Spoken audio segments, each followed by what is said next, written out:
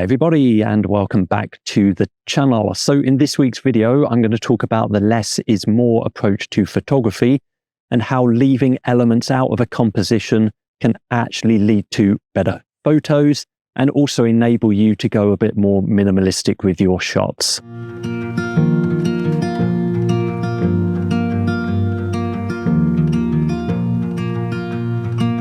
So simplicity can be to isolate the subject matter. And I often do this with trees. I consider it to be a tree portrait, and therefore I'm eliminating everything else that's going to be a distraction to that.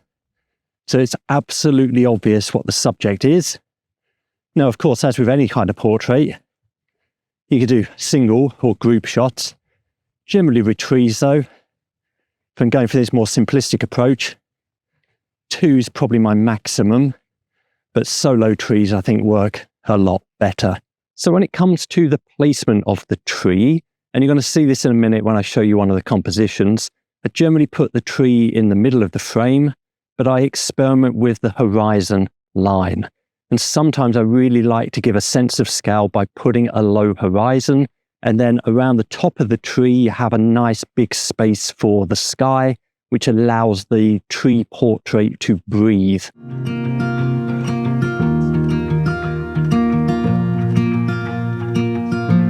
So here's an example of simplicity. You can hopefully see a tree here that I'm pointing at, and that's all I'm going to take. It's actually 2 trees, but they're so close together, I'm treating it almost as one. There's a nice ladder that goes up there as well. And this is a very simple shot with those 3 elements, the tree, the sky, and the ground as well. And there's some nice green grass to take. So I think the color combinations are going to work really, really well on this. What I'm also going to do is go low with the horizon. So I get a sense of scale there by going bigger with the sky. And I'm just going to play around with how much of the hill that I get in the shot and see what works best. I'll probably take a couple of variations. Yeah, a perfect example of a very simple shot, a perfect example of less is more, which leads to a better composition and a better shot overall.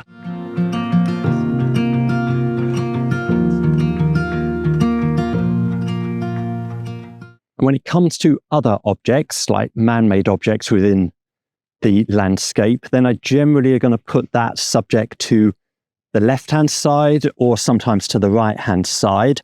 But again, I play around with the horizon line. And in fact, I'm going to talk you through that now with my next composition. So this is another great example. You can see on the left-hand side, we've got this hut here. And if I move you around, you can see there's some trees here, but I don't want those in the shot.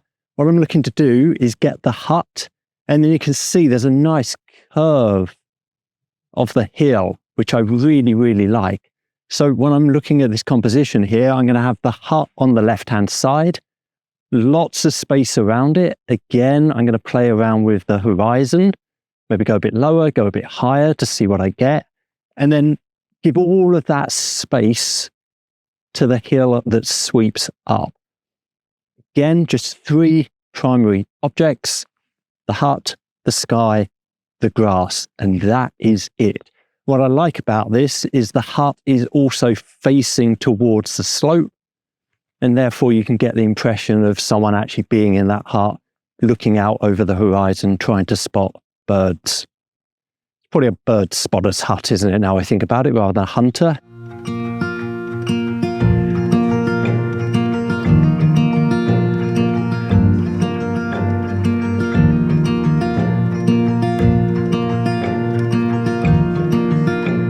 So another way to do less is more photography is to remove the color from the shots. Sometimes too much color going on can actually be a distraction.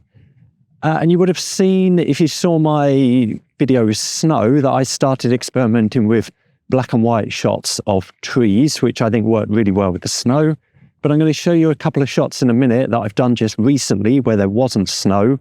And I found a great way in Photoshop to create these almost like pencil sketches. And removing the color from the shot means, firstly, that you absolutely get the character of the tree. And that's really important during winter before the leaves are out on the trees. And if you're interested, I'm using gradient map in Photoshop.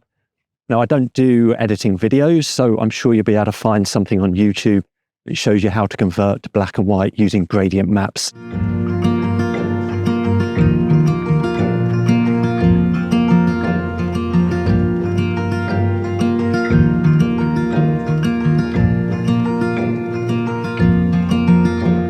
So I am working on a very minimalist shot here.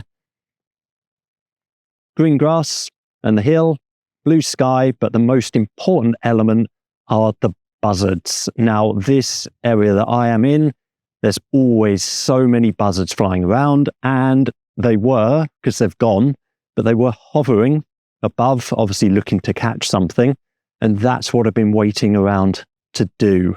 So again, 3 key elements, really working well as a very, very minimalist shot. But I really love minimalism. Now, I've mentioned this before. If you are looking at the photos on a small screen, this hyper-minimalist shot is going to look like nothing. But of course, if you're watching a large screen, and if I decide to print this, then the actual effect will be, fully seen and fully realized in terms of what I'm looking for here.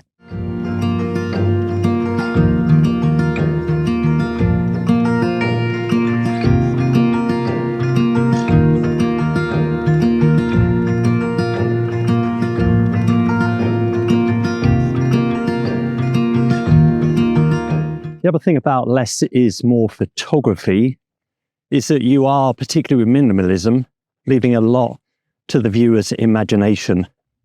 You're not giving them the complete picture, maybe making the person wonder exactly what that shot is or what's going on in the surrounding environment. Personally, I think that's quite a nice thing to do with photography.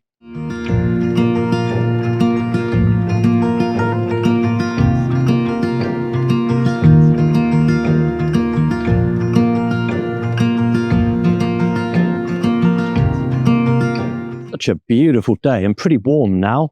Definitely going to hang around and enjoy it, that's for sure. As always, thank you for watching and see you next time.